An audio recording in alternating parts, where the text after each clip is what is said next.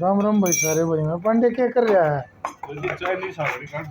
चैन की साखड़ी ये बात बत्ती ढीली हो रही है। टाइट ना होया अरे तो पूरी हो ली यार। अच्छा यो के काट देगा? एक लोग काट दिया भाई। अच्छा लोग से होगा जब लकड़े गया काट ही ना। काट दो अच्छा नो लकड़िया हो।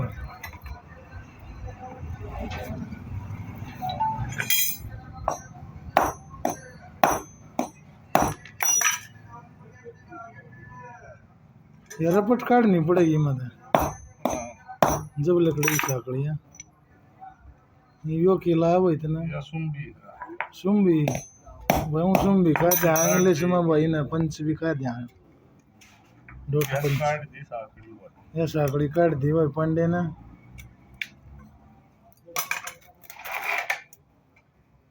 ये उल्टी नवी नु फट हो जाएगी। नवी चढ़ाना है वो वापस।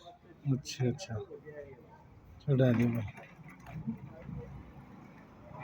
थोड़ी ढीली करनी पड़ेगी यार तो को नहीं मैं बे यार गेम सब खाना पड़ेगा यो टायरिंग। अच्छा लास्ट में नहीं उठ गया था। अच्छा ये छोटी होगी चैन।